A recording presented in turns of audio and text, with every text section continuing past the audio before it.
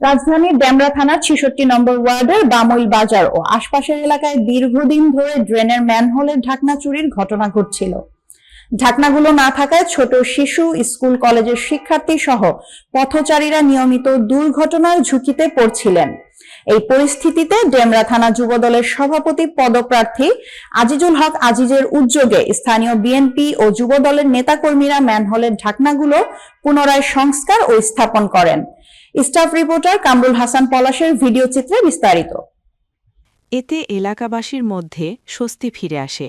স্থানীয়রা জানান, ম্যানহোল খোলা থাকায় বিশেষ করে রাতের বেলায় চলাচল ছিল অত্যন্ত ঝুঁকিপূর্ণ। শিশু ও শিক্ষার্থীদের নিরাপত্তা নিয়ে তারা দীর্ঘদিন উদ্বিগ্ন ছিলেন। যুবদলের এই উদ্যোগকে তারা সময়োপযোগী ও মানবিক বলে উল্লেখ করেন এবং আজিজুল হক আজিজের প্রতি কৃতজ্ঞতা প্রকাশ করেন। এ বিষয়ে আজিজুল হক আজিজ নন্দিত টিভিকে বলেন, ডেমরা থানা যুবদল ও স্থানীয় বিএনপি নেতাকর্মীরা সবসময় মানুষের পাশে থাকার চেষ্টা করে। মানুষের যে কোনো দুর্ভোগে পাশে দাঁড়াতে পারলে আমরা নিজেদের গর্বিত মনে করি। জননিরাপত্তার স্বার্থেই ম্যানহোলের ঢাকনা সংস্কারের উদ্যোগ নেওয়া হয়েছে। তিনি আরও বলেন, ভবিষ্যতেও এলাকার যে কোনো সামাজিক সমস্যা ও জনদুর্ভোগে দলীয় নেতাকর্মীরা ঐক্যবদ্ধভাবে কাজ করবে।